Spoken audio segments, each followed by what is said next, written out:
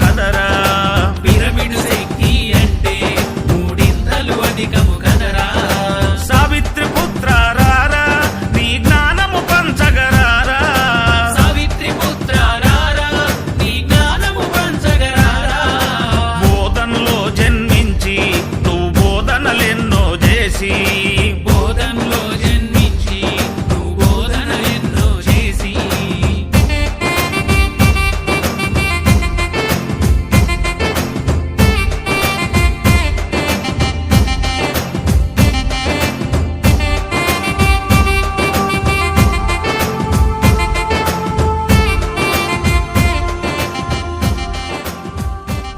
మంగళం భగవాన్ విష్ణు, మంగళం భగవాన్ విష్ణు,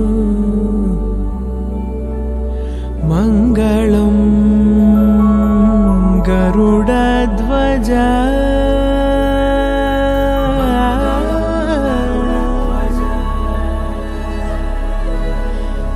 మంగళం పుండరీకాక్షః,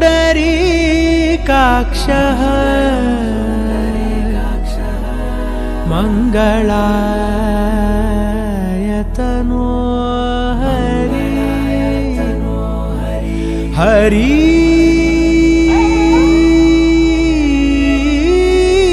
హరి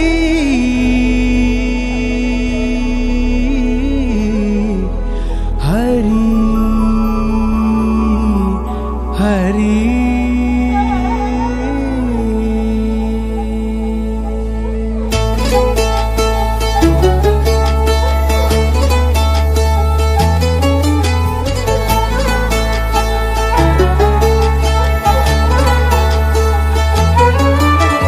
गरुडगमन तव चरणकमलमिह मनसि लसतु मम नित्यम्, गरुडगमन तव चरणकमलमिह मनसि लसतु मम नित्यम्, मनसि लसतु मम नित्यम्. मम तापमपाकुरु देव, मम पापमपाकुरु देव, मम तापमपाकुरु देव, मम पापमपाकुरु देव.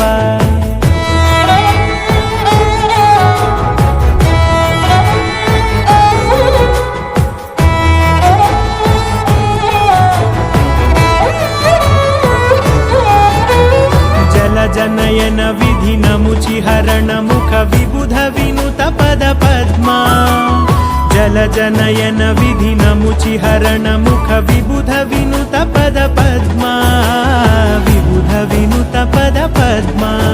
मम तापमपाकुरु देव, मम पापमपाकुरु देव, मम तापमपाकुरु देव, मम पापमपाकुरु देव.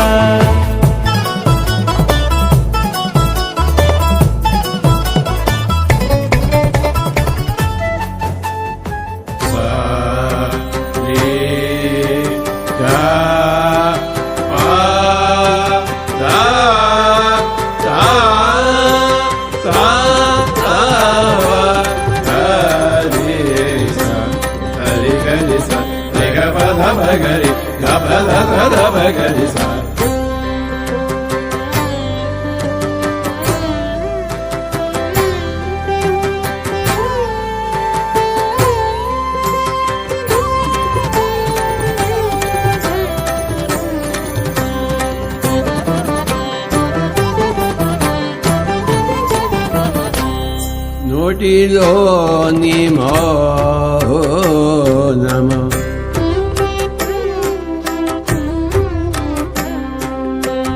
మనసులోని శూన్యం,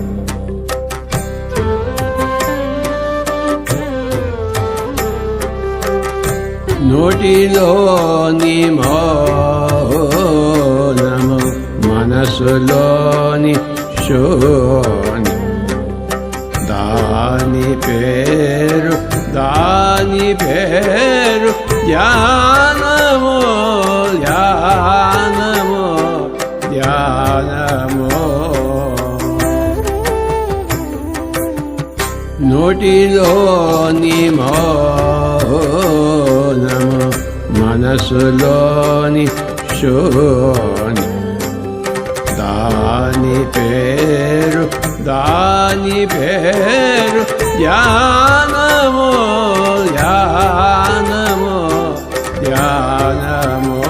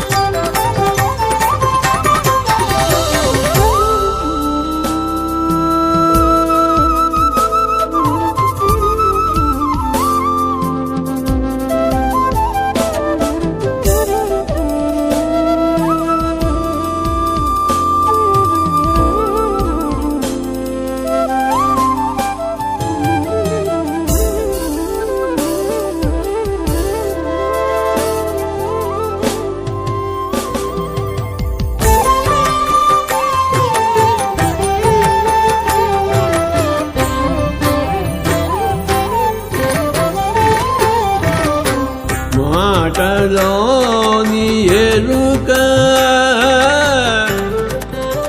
ఒకటి, ధ్యానం ఎలా చేయాలి, ధ్యానం చేస్తే ఏమిటి లాభం, ఈ రెండు విషయాలు తెలుసుకోవాలి. ముందుగా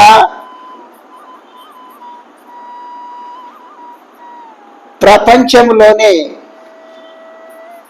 అతి గొప్ప యోగీశ్వరుడైనటువంటి వెంకటేశ్వర దేవాలయంలో మనము ధ్యానం చేశాము. ఆ 7 కొండల వెంకటేశ్వర స్వామికి ఒక్కసారి గట్టిగా క్లాప్స్ ద్వారా కృతజ్ఞతలు తెలియజేద్దాం.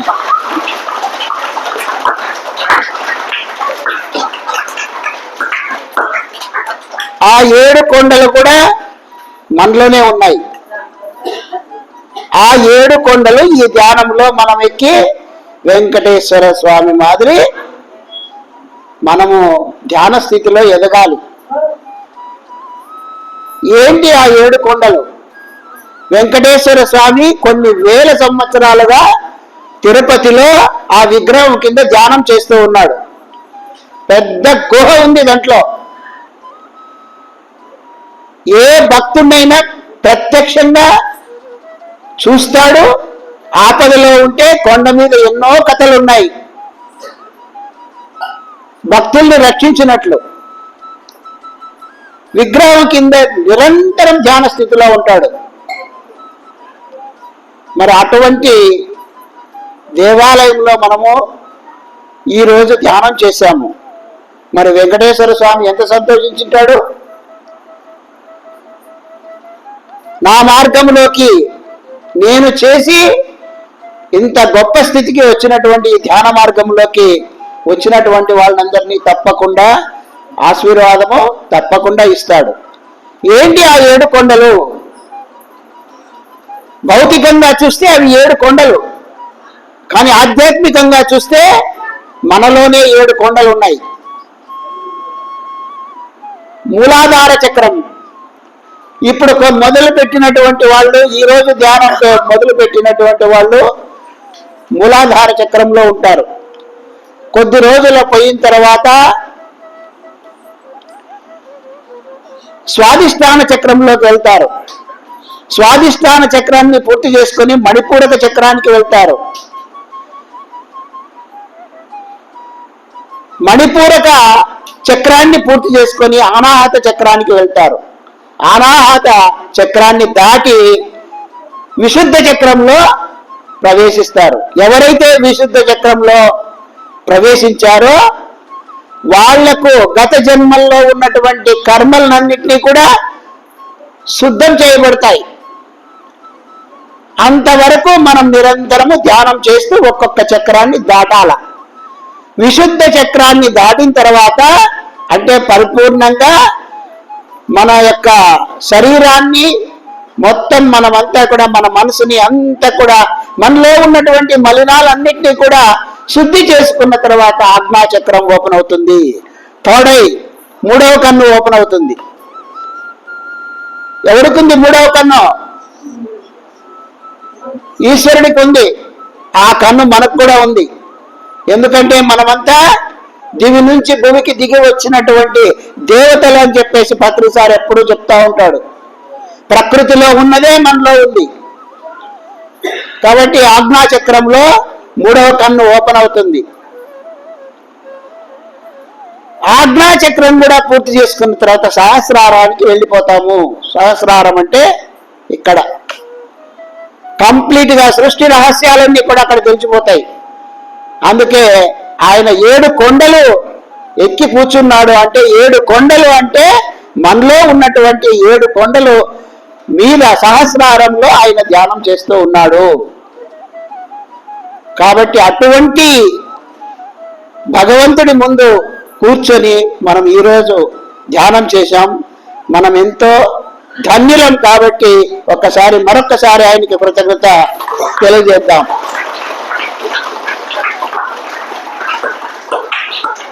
మరి ధ్యానం ఎలా చేయాలి తెలియాలి కదా. కొత్త వాళ్ళు వచ్చినారు కదా, వాళ్ళకి ధ్యానం ఎలా చేయాలో తెలియాలి. వేళ్ళలో వేళ్ళు పెట్టుకోవాలి. కళ్ళు మూసేసి 2 కాళ్ళు కూడా క్రాస్ చేసుకొని నీకు ఏదైతే సులభంగా కూర్చోవచ్చు. సోఫా సెట్లో సులభంగా ఉంటే సోఫా సెట్లో కూర్చోవచ్చు, లేదా కింద కూర్చుంటే నాకు కింద కూర్చుంటే బాగుందంటే కింద కూర్చోవచ్చు. అలా కూర్చొని కళ్ళు 2 మూసుకొని సహజంగా జరుగుతున్నటువంటి ఉచ్ఛ్వాస నిశ్వాసాల్ని గమనించాలి. ఎక్కువ గాలి పీల్చుకోవడం కానీ గాలి వదలడం కానీ చేయకూడదు. మామూలుగా ప్రశాంతంగా కూర్చుంటే పీల్చేటువంటి గాలిని వదిలేటువంటి గాలిని మనము మనసుతో గమనించాలి. గమనించినప్పుడు ఎప్పుడైతే మనం గమనించడం మొదలు పెడతామో అప్పుడే ఆలోచనలు వస్తాయి. పుంకాలుగా వస్తాయి. ఒక చైన్ మాదిరి వస్తాయి. వచ్చేటువంటి ఆలోచనల్ని మనము ధ్యానంలో కూర్చున్నాము. ఈ ఆలోచనలు వస్తే చుట్టూ ఉన్నటువంటి విశ్వశక్తి ప్రవాహం జరగదంటున్నారు. కాబట్టి ఈ ఆలోచనలు కట్ చేయాలి. మళ్ళీ శ్వాస మీద ధ్యాస పెట్టాలి. మళ్ళీ ఆలోచనలు వస్తాయి, మళ్ళీ కట్ చేయాలి, మళ్ళీ శ్వాస మీద ధ్యాస. ఈ ప్రయత్నం చేస్తూనే ఉండాలి. ఇప్పుడు 1 గంట చేసినాము, 5:30 నుంచి 6:30 వరకు చేసినాము. చాలా ఆశ్చర్యంగా ఉంది. పిల్లవాళ్ళు కూడా 1 గంట సేపు ధ్యానంలో కూర్చున్నారు. మీరు ఇంటికి పోయిన తర్వాత 1 గంట మన ప్రయత్నం చేసినట్లయితే ఫస్ట్ ధ్యానంలో కూర్చున్నప్పుడు ఆలోచనలు ఎక్కువగా వస్తాయి. చేస్తూ చేస్తూ చేస్తూ ఒక 45 నిమిషాలు 1 గంట తర్వాత మీరు ఆలోచించండి. మొట్టమొదట కూర్చున్నప్పుడు ఎన్ని ఆలోచనలు వచ్చినాయి, అవి చివరకు తగ్గినాయా లేదా.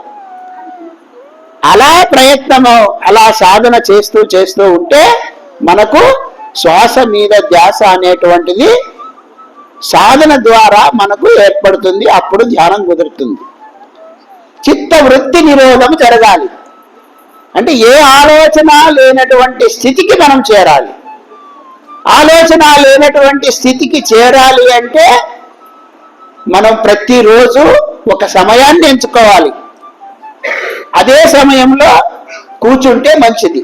ఎవరికి ఎంత వయసు ఉందో అన్ని నిమిషాలు కూర్చోవాలి. రోజుకు 3 పూటలు కూర్చోవాలి. కనీసము 2 పూటలైనా కూర్చోవాలి. మీకు ఇష్టం వచ్చినటువంటి ప్లేస్లో చీకటి చేసుకొని ఎవరూ డిస్టర్బ్ చేయకున్నటువంటి ప్రాంతంలో కూర్చొని మీరు ప్రతిరోజు ఒకే ప్లేస్లో కూర్చున్నట్లయితే మీకు ధ్యానం అనేటువంటిది కుదురుతుంది. కూర్చున్నప్పుడు ఏ దేవుణ్ణి కానీ ఎవరిని కానీ ఏమీ చేయకూడదు. మీరు చేయాల్సినటువంటిది శ్వాసను గమనించడమే. సహజంగా జరుగుతున్నటువంటి ఉచ్ఛ్వాస నిశ్వాసాలని గమనించడమే ధ్యానం. ఇదొక్కటి గుర్తుపెట్టుకోండి. ఇది బుద్ధ భగవానుడు పాళీ భాషలో ఆనాపానసతి అని ప్రవేశపెట్టాడు. ప్రారంభమై అప్పుడు చాలా వ్యాప్తి చెందింది, తర్వాత మళ్ళీ పోయింది. ఇప్పుడు అదే ఆనాపానసతిని శ్వాస మీద ధ్యాసగా పత్రిసారు మన దగ్గరకు తీసుకొచ్చాడు. తీసుకురావడమే కాదు, 145 దేశాల్లో ధ్యానం జరుగుతూ ఉంది. కోట్లాది కుటుంబాలు బాగుపడ్డాయి.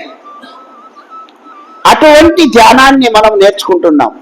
ఇప్పుడు ధ్యానం చేసేటువంటి పద్ధతి చెప్పాను కదా, ధ్యానం వలన కలిగేటువంటి లాభాలు అంతా ఇంత కాదు, ఒకరోజు చెప్పేవి కాదు. కోటి లాభాలు ఉన్నాయి దీంట్లో. మరి కోటి లాభాలు ఈరోజు చెప్పగలమా? చెప్పలేము. కోట్లాది లాభాలు ఉన్నాయి ధ్యానం వలన. సైంటిఫిక్ రీజన్స్ తో చెప్పగలం, అంటే ప్రూవ్ చేయగలము. కానీ ఆ లాభాలు అనేటువంటివి మనం కొన్ని మాత్రమే ఈరోజు చెప్పుకుందాం. ఎందుకంటే మీకు రేపు ధ్యానం చేస్తూ ఉంటే మీకు కలిగేటువంటి లాభాలు మీకు అర్థమయ్యి ఉంటే కొన్నైనా, అవును నేను సరైన స్థితిలో ఉన్నాను, సరి అయిన ధ్యానం చేస్తున్నాను అనిపిస్తుంది. మీరు రోజుకు 2 పూటల మీ వయసు ఎంత ఉంటే అన్ని నిమిషాలు మీరు రోజు సాధన చేస్తే కలిగేటువంటి మొట్టమొదటి లాభము సంపూర్ణ ఆరోగ్యము.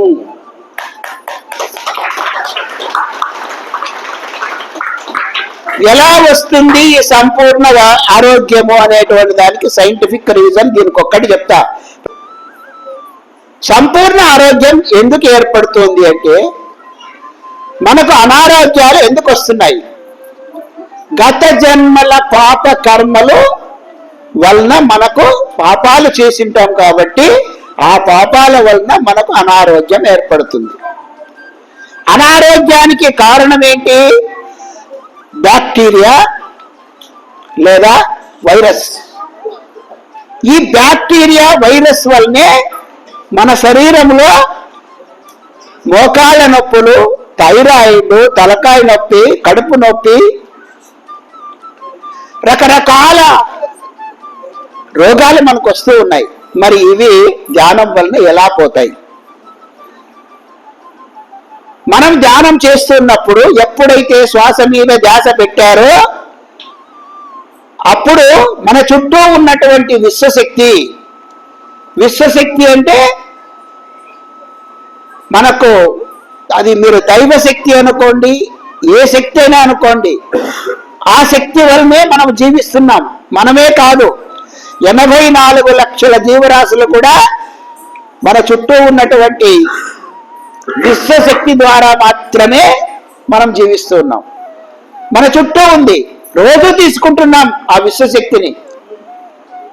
ఆ విశ్వశక్తి మనం ధ్యానంలో కూర్చుంటున్నప్పుడు బ్రహ్మరంధ్రము గుండా ఆ విశ్వశక్తి మన శరీరంలోకి వెళ్తుంది.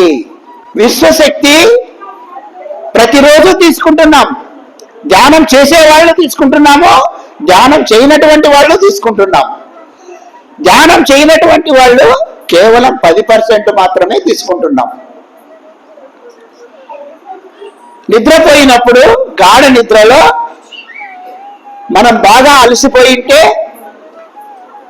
మనం ఒక 5 గంటలు 6 గంటలు నిద్రపోతే మళ్ళీ లేచి సంతోషంగా ఆనందంగా మన పనులు చేసుకుంటాం.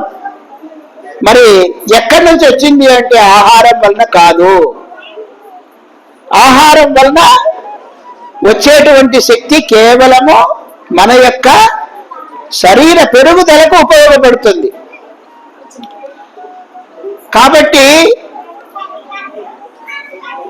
మనము ధ్యానం చేసినప్పుడు విశ్వశక్తి బ్రహ్మరంధ్రము గుండా మన శరీరంలోకి ప్రవహిస్తుంది.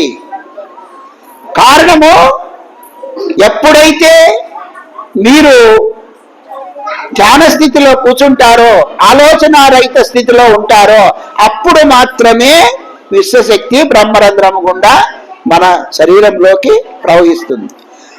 ప్రవహించినప్పుడు అది ఏం చేస్తుంది అంటే 72,000 నాడుల్ని శుద్ధి చేసుకుంటూ పోతుంది. ఫస్ట్ తలనొప్పి ఉందనుకోండి, ధ్యానంలో కూర్చున్నప్పుడు విచిత్రంగా ఇంకా ఎక్కువైతుంది, తలనొప్పి ఎక్కువైతుంది. ఎందుకు అంటే అది ప్రవేశించిన వెంటనే దాని యొక్క గుణం ఏంటి అంటే ఎక్కడ వైరస్ ఉందో, ఎక్కడ బ్యాక్టీరియా ఉందో అక్కడ నయం చేస్తూ కిందికి నాడుల గుండా ప్రవాహం జరుగుతుంది. కొంచెం కొంచెంగా అది ఎక్కడ కూడా ఏ వైరస్ ఉన్నా, ఏ బ్యాక్టీరియా ఉన్నా కూడా అది కంప్లీట్ చేస్తూ ఆ బ్యాక్టీరియాని, ఆ వైరస్ ని చంపుతూ కిందికి దిగజారుతుంది. ధ్యానంలో కొత్తగా కూర్చున్నటువంటి వాళ్ళకి తలనొప్పి వచ్చిందనుకోండి, సంతోషపడండి. ఎందుకంటే ఇంతకు ముందు లేదు తలనొప్పి, ఈరోజు వచ్చింది అంటే భవిష్యత్తులో భయంకరమైనటువంటి తలనొప్పి మీకు వచ్చే అవకాశము ఉంది. కాబట్టి అట్లా ఒక 2 రోజులు, 3 రోజులు, 4 రోజులు ఏ నొప్పి, ఎంత నొప్పి వచ్చినా కూడా మీరు భరించండి. తల్లో ఉన్నటువంటి వైరస్ ని, చెడు బ్యాక్టీరియాని అంతా కూడా అది చంపేస్తుంది. తర్వాత మళ్ళీ గొంతు దగ్గరకి ఎవరైనా గొంతు నొప్పి వస్తే కూడా గొంతులో నీకు రాబోయేటువంటి కాలంలో నీకు రోగం వచ్చేటువంటి అవకాశం ఉంది. కాబట్టి అక్కడ నొప్పి వస్తుంది. ఎక్కడైతే నొప్పి వస్తుందో అక్కడ రోగం ఉన్నట్టు లెక్క. ఆల్రెడీ రోగాలు ఉన్నటువంటి వాళ్లకు అక్కడికి వచ్చి అక్కడ బాగా నొప్పి పుడుతుంది. దాన్ని మనము ఒక 4 రోజులు, 5 రోజులు గట్టిగా భరించినామంటే అక్కడ రోగము నయమవుతుంది. డాక్టర్ల దగ్గరికి వెళ్తే నయం అవుతుంది కదా సార్, నయం కాదు, అణిచివేయబడుతుంది. అల్లోపతి టాబ్లెట్స్ ద్వారా అణిచివేయబడుతుంది. అలా మనము విశ్వశక్తిని తీసుకొని మన సంపూర్ణమైనటువంటి ఆరోగ్యాన్ని పొందవచ్చు. ఈ రోగము ఆ రోగం అని లేదు. క్యాన్సర్ కూడా పోగొట్టుకున్నటువంటి వాళ్ళు చాలా మంది ఉన్నారు. మాటలు రాకుండా వాళ్లకు మాటలు వచ్చినాయి. ఈ రోగము ఆ A to Z రోగాలన్నీ కూడా పోయి సంపూర్ణ ఆరోగ్యవంతుడుగా ఖచ్చితంగా మారి తీరుతాడు. సర్వరోగ నివారణి ధ్యానం. 2వ లాభం మానసిక ప్రశాంతత. ప్రతి మనిషి ఆందోళనతో ఉంటాడు, భయాలతో ఉంటాడు, ఏదేదో ఆలోచిస్తూ ఉంటాడు. కానీ ధ్యానం చేస్తే నీలో ఉన్నటువంటి ఆందోళన పోతుంది, భయము పోతుంది, నీ మనసు మానసికంగా ప్రశాంతంగా ఉంటుంది. ఆ ప్రశాంతత కోసమే మనమంతా కూడా, ఆ ఆనందం కోసమే మనమంతా కూడా ప్రయత్నాలు చేస్తూ ఉన్నాం. మనిషి 24 గంటలు కూడా మనసు ప్రశాంతంగా ఉంటుంది. ఎలాంటి భయాలు అనేటువంటివి మనకు రావు. ఏది జరిగినా కూడా మనిషి ఆందోళన చెందడు. ఇవన్నీ రాబోయేటువంటి రోజుల్లో మీరే గుర్తిస్తారు. ముందే చెప్తున్నా, మీకు వచ్చేటువంటి మార్పులు ఇవన్నీ కూడా. తర్వాత 3వది వచ్చేసి మీలో ఏమైనా వ్యక్తిగతమైనటువంటి దురలవాట్లు ఉంటే ఆ అలవాట్లన్నీ కూడా ఆటోమేటిక్ గా మానేపిస్తుంది ధ్యానం. ఎటువంటి తాగుడు దురలవాటు ఉన్నా ఒక 6 నెలలు చేయండి. తాగుడు దురలవాటున్నా, నసిమి దురలవాటున్నా, బీడీలున్నా, గుట్కా ఉన్నా, మీ పిల్లలకున్నా, మీ కుటుంబం సభ్యులకున్నా 6 నెలల తర్వాత నన్ను అడగండి, చెప్తా. తినాలనిపించదు, గుట్కా తాగాలనిపించదు, బీడీలు తాగాలనిపించదు. ఇటువంటి దురలవాట్లన్నీ కూడా ధ్యానం వలన మానేయాలనిపిస్తుంది. 4వది హింసా ప్రవృత్తి. వ్యక్తి యొక్క మామూలుగా ధ్యానం చేయకుండా ఉన్నటువంటి వాళ్లకు హింసా ప్రవృత్తి ఎక్కువగా ఉంటుంది. అంటే ఎవరినైనా కొడతా ఉంటే పక్కన అందరూ ఏమంటారు, ఇంకొక 4 పడింటే బాగుండే అని, ఇంకో 4 ఏట్లు పడింటే బాగుండే అని. అయ్యో వాడిని ఒకనే చేసి కొడుతున్నారు, తప్పు ఇది అని అనిపించదు. ఇంకొక 4 ఏట్లు పడింటే బాగుండే అంటారు. అంటే హింసా ప్రవృత్తి నీలో ఉంది కాబట్టే నీకు అలా అనిపించింది. అదే ధ్యానం చేస్తే కొంతకాలానికి, ఒక 6 నెలల లోపలే ఏ చీమను చంపబుద్ధి కాదు. పొలానికి పోతా ఉంటారు, పనులు చేస్తూ ఉంటారు, ఎక్కడైనా ఒక రాయి కింద ఒక తేలు కనపడింది అనుకో, అదే కుర్చీతో వేసి చంపేస్తారు నిర్దాక్షిణ్యంగా. మీరు ప్రయత్నం చేయండి, ఒక 6 నెలలు ధ్యానం చేయండి, ఏ తేలును కానీ, ఏ పామును కానీ, ఏ జీవిని కానీ చంపాలనిపించదు. హింసలో నుంచి ఎక్కడికి వస్తాడు? మార్పు చెందుతాడు, అహింసలోకి వస్తాడు. అందరినీ ప్రేమగా చూస్తారు, అందరినీ కరుణగా చూస్తారు. తర్వాత 5వది వచ్చేసి ఉత్సాహంగా ఉంటారు. ఎందుకంటే ఎక్కువ విశ్వశక్తి అందరూ 10% తీసుకుంటున్నారు. మీలో మీ కుటుంబంలో 5 మంది ఉన్నారు అనుకోండి, 5 మందిలో 4 10% విశ్వశక్తిని రాత్రిపూట నిద్రపోయి తీసుకుంటున్నారు. మీరు 1 గంట సేపు ధ్యానం చేసి ఎక్కువ విశ్వశక్తిని తీసుకుంటున్నారు. మరి ఆ శక్తి ఎలా ఉంటుంది? ఏం చేస్తుంది? నీలో ఉత్సాహాన్ని నింపుతుంది. ఉన్న కూర్చోదు అనిపించదు, ఉన్న కూర్చోవాలని. పని చేద్దాం, ఆ పని చేద్దాం, ఈ పని చేద్దాం అనిపిస్తుంది. మార్పు అనేటువంటిది సహజంగా మీలోన కలుగుతుంది. ఉత్సాహంగా ఉంటారు, ఎక్కువ పనిచేయాలనేటువంటి మనస్తత్వం కూడా మీకు ఏర్పడుతుంది. ఇంకొకటి 6వది వచ్చేసి నైపుణ్యత పెరుగుతుంది. ఏం నైపుణ్యత అంటే, ఇప్పుడు వంట చేయాలంటే వంట రూమ్లోకి పోయినండి, అబ్బా ఎప్పుడు నేనేనా, ఎప్పుడు చేసి పెట్టాలా అని విసుక్కుంటారు. కానీ ధ్యానం చేసి వంట చేసే రూమ్లోకి పోండి, ఒక ఆనందం. ఇంతమందికి 5 మందికి 6 మందికి నా కుటుంబానికి నేను ఆహారం తయారు చేస్తున్నాను అని ఎంతో సంతోషం. దాంట్లో కూడా నైపుణ్యం. ఇంతకు ముందు ఏం చేసేవాళ్ళు? ఒక పక్క టీవీ చూసేవాళ్ళు, ఒక పక్క వంట చేసేవాళ్ళు. దాంట్లో ఒకసారి ఉప్పు వేయడము, వచ్చి టీవీ చూడడము, మళ్ళీ అక్కడ పోవడము, ఆ ఉప్పు వేయలేదని చెప్పి రెండోసారి మళ్ళీ ఉప్పు వేయడము. రాత్రికి ఇంటిలో ఒక యుద్ధమే జరుగుతుంది. పరధ్యానం. ఆ పరధ్యానం లేకోకుండా మనకేమనిపిస్తుంది అంటే బాగా నైపుణ్యత వస్తుంది, వంటలో నైపుణ్యత వస్తుంది. ఇంతకు ముందు చేయడము అయిష్టంగా చేసేవాళ్ళు, ఇప్పుడు ఇష్టంగా చేస్తారు.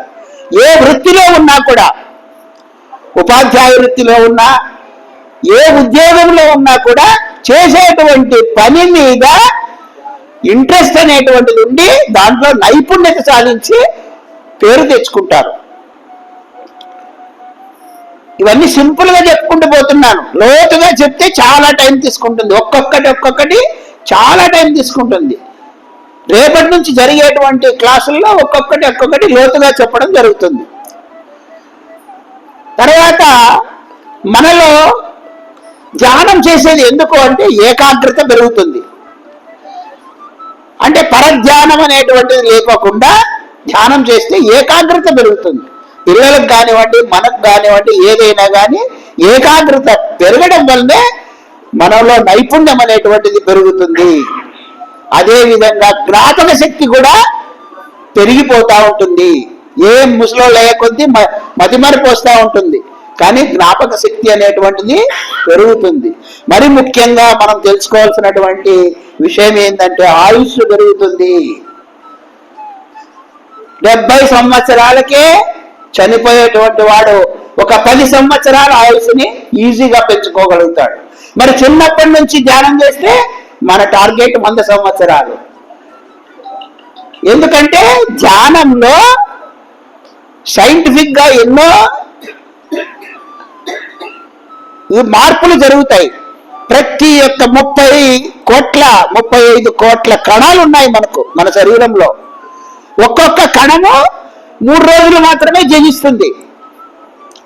3 రోజుల తర్వాత అది చనిపోతుంది, మళ్ళీ ఇంకొక కణము పుడుతుంది. మరి మనం ధ్యానం చేస్తే దాని యొక్క ఆయుష్ ఎంత? 4 రోజులకు పెరుగుతుంది. 4 రోజులకు పెరగడం వలన అది ఏమవుతుంది? మనము ఎప్పుడూ కూడా తేజవంతంగా ఉంటాం. 40 ఏళ్ళకే వృద్ధాప్యం వచ్చినట్లు అనిపించదు. 70 ఏళ్ళైనా 80 ఏళ్ళైనా ఎనర్జెటిక్ గా ఉంటాం. ఎందుకంటే అదంతా సైన్స్, అంతా సైన్సే. మీరు కోటి లాభాలకు కూడా సైన్సే. ఏ విధంగా మార్పులు వస్తాయి ధ్యానం వల్ల అనేటువంటిది ప్రతి ఒక్క దానికి కూడా మనం సైంటిఫిక్ రీజన్ చెప్పుకుంటూ పోవచ్చు. కాబట్టి ఒక లాభం కాదు, కోట్ల లాభాలు ఉన్నాయి. కాబట్టి నిరంతరము మనము ఒక సాధన చేయాలి. ఆ సాధన వల్లనే ఇవన్నీ సాధ్యమవుతాయి. ఉన్న ప్రయోజనాలు వింటే, ధ్యానం గురించి తెలుసుకుంటే ఏమీ రాదు. మనము ప్రయోజకులు కావాలి, మనం ఉద్ధరింపబడాలి, మనం బాగుపడాలి అనుకుంటే మనం చేయాల్సిందంతా కూడా నిరంతర ధ్యాన సాధన. ఒకరోజు చేస్తాను, రేపు పనింది మానేస్తాను, ఎల్లుండి చేస్తానంటే కుదరదు. ప్రతిరోజు క్రమము తప్పకుండా ధ్యానం చేయాలి. నిరంతరం 1 గంట అయినా ధ్యానం మనము చేసి తీరాలి. అప్పుడే సాధన కుదురుతుంది. కాబట్టి ప్రతి ఒక్కరూ రేపటి నుంచి ఈ టెంపుల్లో ఒక గొప్ప సెంటర్ కావాలని చెప్పేసి నేను కోరుకుంటున్నాను. రోజు ఒక మాస్టర్ వస్తాడు, రోజు ఒక మాస్టర్ మీకు ఆత్మ జ్ఞానాన్ని అందిస్తాడు. మీకు ఏమైనా డౌట్లు ఉంటే కూడా తెలియజేయడం జరుగుతుంది. Thank you.